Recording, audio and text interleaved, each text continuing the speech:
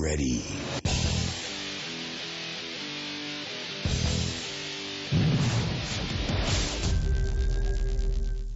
Welcome to another episode of Buff in the Rough.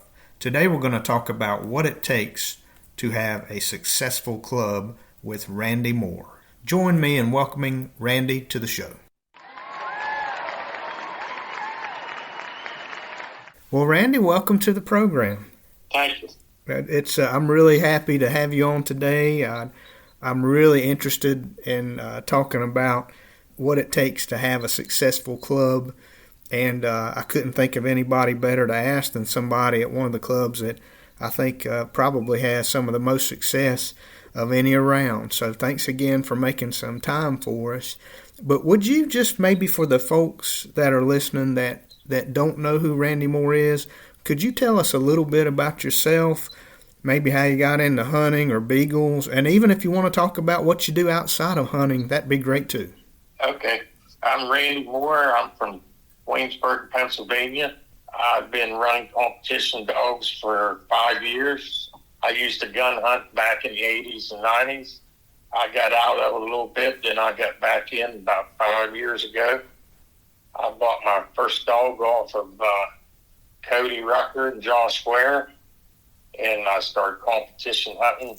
Me and my son, oldest son Billy, they was running All-Star Series points with her, and we decided to keep going with it, and we ended up winning the whole deal the first year into it. That was pretty cool. We enjoyed that. We traveled all over the place, and Josh and Cody, they helped us a lot. I met a lot of nice people, and I really enjoyed it. Mm-hmm. Mm-hmm. Well, I tell you what, a lot of people hunt these series for years and don't win it. That's saying a lot to go into it your first year and win the All-Star Series. Yeah, and Cody told us that's the next best thing to win besides the World Cup. Mm-hmm. Mm-hmm. But we haven't accomplished that yet. Well, I really want to focus on the club today and talk about what it takes to have a successful club, and part of that is hosting events too. But could you tell us a little bit about your club? Where it is, what kind of club is it, and whatever you want to tell us. Okay, our club was organized in 1896. And they ran AKC hunts there. Those I call them walkie-talkie dogs, but I joined the club 5 years ago, and they ran a few PKC hunts in, and I hunted a few PKC hunts, but I was more or less into UKC hunts. Mm-hmm. So I brought it up to the meeting about having UKC hunts, and they said that would be fine, and we just started running UKC hunts, and it went real well. I got a lot of people who helped. We got 40 members in our club. We have a 40-member cutoff, and anything I bring up in the meeting that want to do about hunts, they're all for it. Mm-hmm. It's just there's a good bunch of members down there. Mm-hmm. Well, that's what it takes. You always have to have those good members, those folks that don't mind working the events, working behind the scenes. There's a lot to running a club. Now, do you have a clubhouse that you're Yes. on? Or do you rent it? Do you own it? How's that work? We had 147 acres. Oh, wow. And we have a 47-acre running pen. Wow. But our ground outside is just as good running as it is inside the pen. So you have the option to run inside or outside the pen. Yeah. Wow, that's fantastic. And we have an acre puppy pen to start puppies in. So as part of having a club like that, one of the benefits for the members is to have access to hunt the pen and hunt the puppy pen. Yeah. Yeah. Okay. Well, how does that work? How's that work? Cast on the outside. Mm-hmm.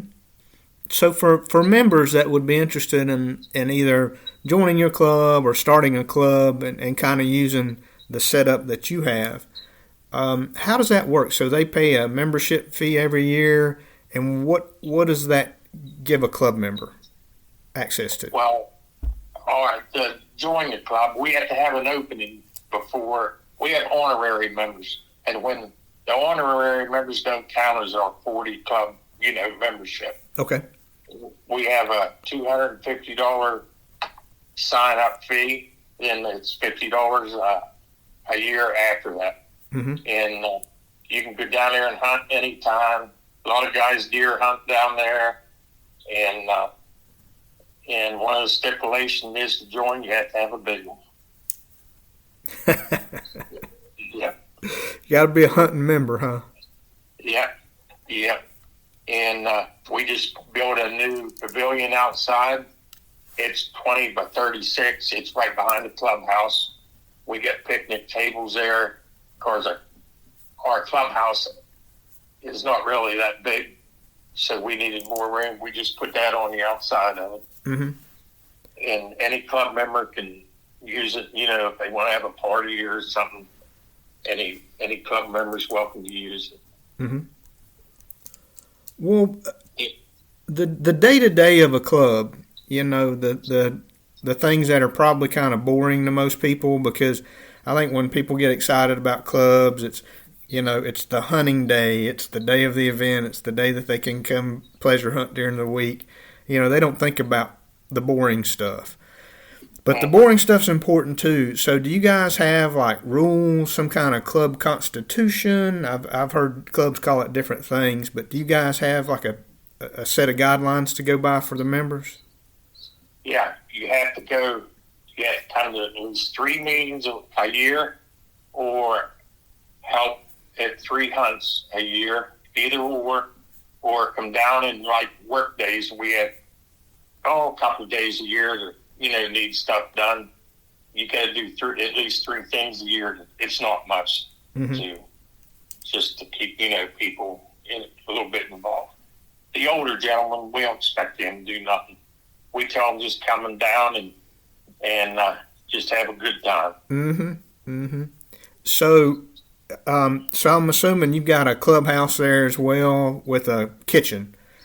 Yep. It's got a kitchen and a wood burner stove in it and a bathroom. Mm-hmm.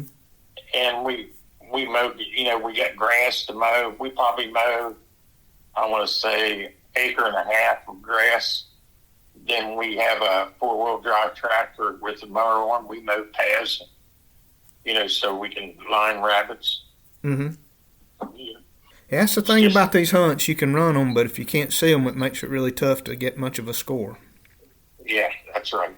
That's right. All of our members, they have their hunting spots. They keep them mowed all the time. So when we have hunts, we can see the rabbits. This makes the second year we've had the world hunt. Mm-hmm. So what's the membership look like? Is it a mixture of young people to older people? Is it mostly older folks, mostly middle-aged folks? What does your membership look like? It's probably half and half. Mm-hmm. Since we've been having hunts down at UKC hunts, we've got the last 2 or 3 years. We've got a lot of younger membership. Mm-hmm. People with hunts in the hunts. And the older people, like when we have hunts, they'll bring food. We buy the meat, and we have club members that take turns making stuff for the hunts. Mm-hmm. So I've seen clubs run a little differently depending on the circumstances. But for a club established since the 1800s, been around since 1896, and owns that much land, it takes a lot to keep it up. I mean, you have taxes, you have bills to pay, you've got electricity, you've got upkeep on tractors and the pen and all those kind of things. So you have bills. So how important is it to make a little money on the hunts to keep the club going? And where do you make your money? Is it on the and I'm not looking for dollar amounts. I don't need to know your business, but I just think it's interesting to think about. Like, do you make any money on a hunt? Oh yeah, UKC hunts. Yeah, we make a good bit. I'd say we make I want to say $5,000 to $7,000 a year on our UKC hunts. Well, that's good. That'll keep the doors open. I mean, that's why you can Then, build then pavilions for and our, yeah. then for our taxes, we have 40 members, in the membership is $50, and that covers our taxes. That's great.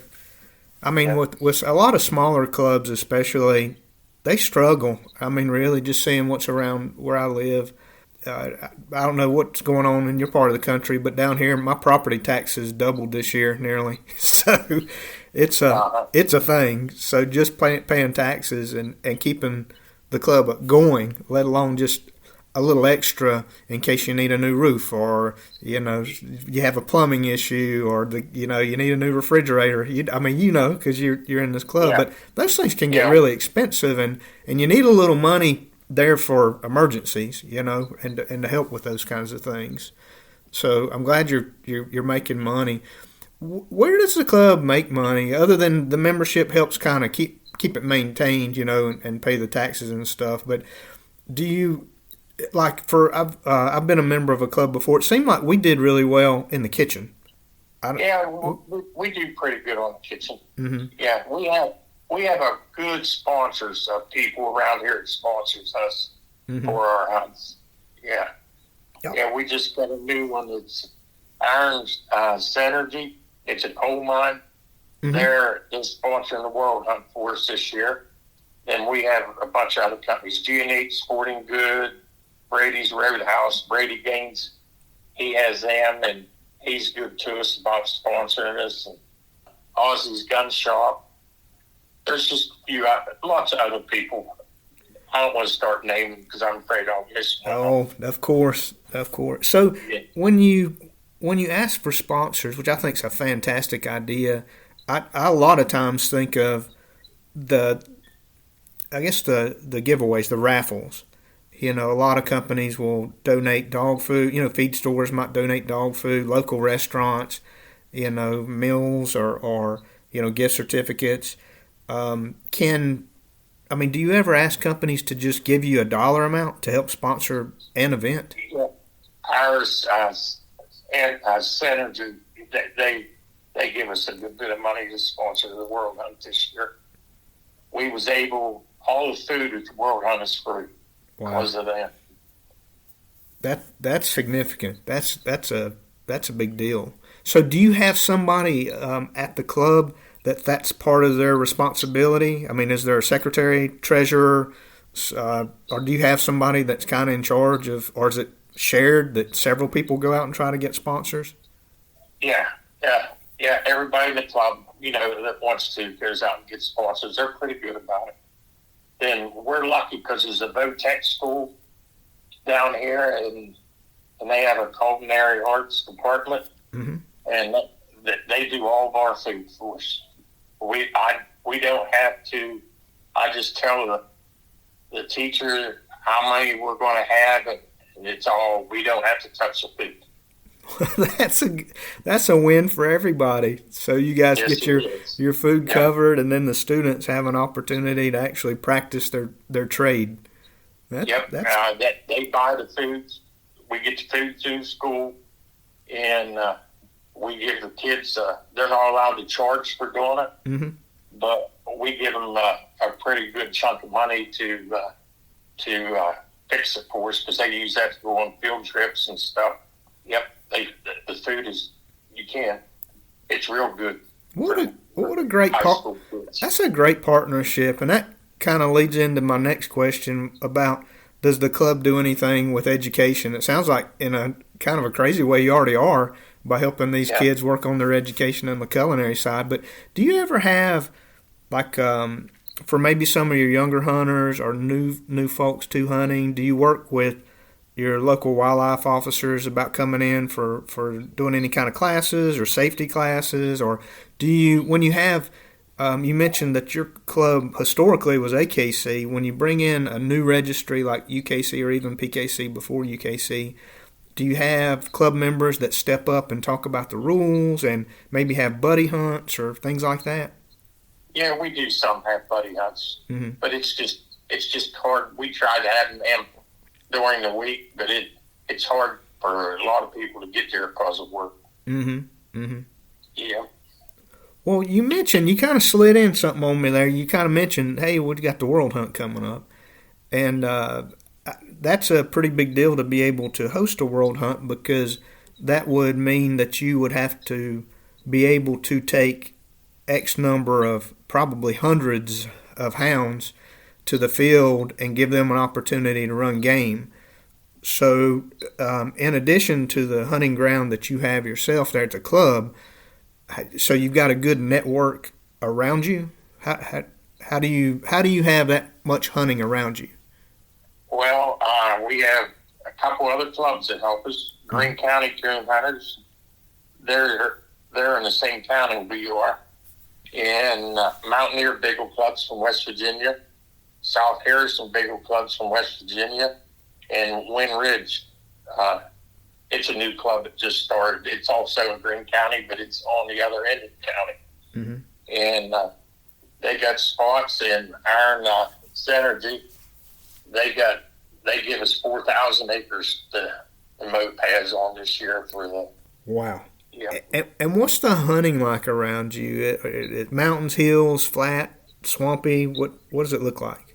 There's hills. A lot of people call us the mountains, but they're not considered mountains to me. You get on down southern West Virginia, there's the mountains down there. These are hills up here. Yeah, we had some people come like from Indiana. They said, man, these mountains. I laughed at them. I said, these ain't mountains. So when you host the World Hunt, how many hounds can you expect to show up? Well, I talked to Alan, and they had 256 entries online. They was closed Friday, but he said he'll give me a sure amount Monday. Yeah, but he's expecting about 290. Wow, that's a lot of beagles. Again, that's just a testament to the club to be able to have good hunting for that many hounds. Mm-hmm. Mm-hmm. That's fantastic, and it's I would think it would be very difficult to host an event like this without coordinating with those other local clubs. So I think that says a lot that you guys have a good relationship with all the clubs around you, even going into another state, to hunt. Yeah, we don't sing cast over an hour away the first day. Wow. And we're going to have to hunt 3 rounds Saturday. So we'll use our closest spots for that. Well, I've heard so many things you've already said about your club and kind of describing it. But what are some of the things that you believe stand out, or things that you need in a club for it to be successful? I mean, if you were giving advice out there to somebody listening that maybe it's a small club and they want to grow, or maybe it's a club that's going through a transition, in leadership, or having a hard time in one of many ways. But what kind of advice would you give them, just based on your experience? The build to get people come to your club, you need spots with lots of rabbits. Mm-hmm. Spots with lots of rabbits. That's what we have a lot of rabbits in Pennsylvania now. Mm-hmm. Because a lot of people in our club, we don't even gun them. Mm-hmm. Mm-hmm. Yeah, I don't gun. I had buddies in rabbit season. Why don't you take me rabbit hunting? I said, well, if you have places where we can kill rabbits, we'll go. But I said, I ain't killing none in my place. But I've got a good friend that every year tells me the same thing. Sam, every rabbit that's taken, that's a rabbit you'll never run again. He's big on, conservation, but also don't take them unless you're going to do something good with them. But yeah, when I was kind of making my own personal list of what I like in a club, and if I have to weigh the options of, well, I know I can't make every hunt this month, I'm only going to be able to make one of the hunts, I'll look at the clubs and I'll in my head go through a little personal checklist of mine, and the number one thing that I write down is kind of like that old real estate thing: location, location, location. But in my case, it would be good hunting. Nobody wants to go to a club and not run a rabbit, or not come back with a good score. I mean, everybody wants an opportunity to compete. And so that was big for me. Another one, and I'd love to know your thoughts on this, I just wrote down high character judges. I want to know that I'm going to go to a club where you're going to have good judges that are going to follow the rules and you're going to have a fair shot. And then the last thing, and I don't know, maybe this shouldn't be as important to me if you see my little old pot belly, but I like good food. You know, I like to go to a club that's going to, if I'm going to be out there all day from, you know, all hours of the morning till it's dark in the evening, you know, I want some good food to keep me fueled if I'm going to be running around fighting through the briars all day. So those were kind of my top three things, and you've already hit on that a little. But how important are the judges, and how do you make sure you have good judges at one of these events? Well, we at our hunts, we get the judges that know the rules. Mm-hmm. Yeah, and like the World Hunt, UKC picks the judges. Mm-hmm. We have we furnish the guides and they pick the judges. Mm-hmm. Mm-hmm. Well, I'm going to switch gears a little bit. At the World Hunt last year, we had 78 casts, I think. And we only had one cast that didn't come back with plus points. But they seen 3 rabbits, but they didn't get a score. Well, that's not your fault, right? No. You put them in rabbits. That's saying a lot to have that many cast out. I mean, you can go to a lot smaller hunts that only have 3 or 4 casts and have, you know, a couple casts come back without seeing a rabbit. You hunted nearly 80, and all of them had rabbits. Just one of them. Wow, that's incredible. No wonder they want to have the World Hunt there. That's a fantastic spot, especially if our number one criteria is good hunting. You know, that check plus right there. So I want to transition now because you've given us a lot of information on your club, what it takes to be successful, not only as a club, but in hosting large events. But I want to ask you just personally, you know, because I know you hunt, I know you've traveled to different states to hunt, but what are a couple of the best hounds that you've ever hunted with? My favorite hound is Plum Run Big Ben. He's owned by Cody Rucker and Josh Ware. And he's my favorite hound. And that I've hunted with. For those that may not know Ben or know Cody and Josh, so is there a particular bloodline that he comes from, or kennel that he comes from, or part of the country he comes from? They just raised him as a pup. Okay. Yeah, I don't keep up on bloodlines. I can tell you what the Siren Dam is, but other than that, I don't, because all my dogs I have is one's a half-sister of Ben, and I got a daughter that's out of Ben. Mm-hmm. My older dogs. Yep, I always liked Ben. Yep, he's a rabbit dog. He won some big hunts. He won the PP Guide World Hunt one year. First Forms pack hunt he ever hunted it. That was the last year they had that World Hunt. Oh, wow. Yep, he won some state hunts, won an eliminator. Then I would say they'd still be running him some, but he got Lyme disease and he can't take the heat. In the cooler weather, we still run pups with him and stuff. Oh, he sounds like a fine hound. Yeah, I've hunted with a bunch of good dogs, but that's my favorite dog, probably. Mm-hmm. Yeah, I've hunted with Chief Trevor McQueen's dog. He's won a bunch, and Mongo and Mitch Gold has a good female, Tika, who won the World Hunt with last year, and Johnny, Cody and Josh had a little female they called Eat 'em Up Hellstorm. Mm-hmm.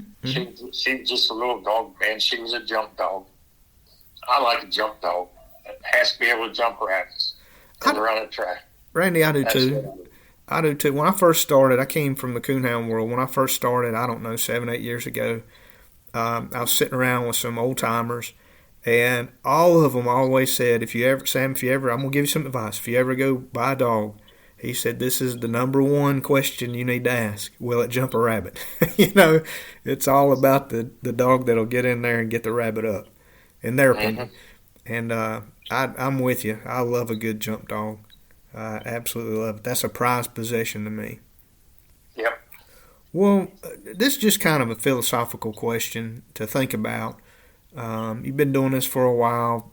Where do you see the sport today, and maybe where it's headed? You know, you feel good about it. You see some opportunities out there. What are your thoughts on it?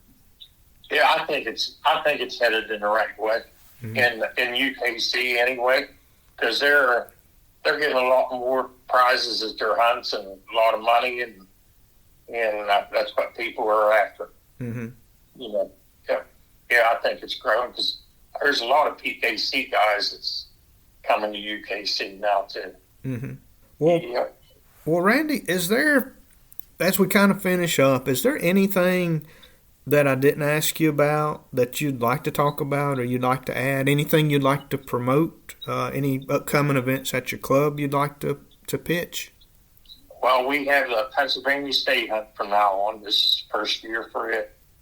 It's in, I think, late March or April. Then we're having the NHVA days at our hunt this year. And in June, the end of June, we have a Terry Lindley Memorial Hunt.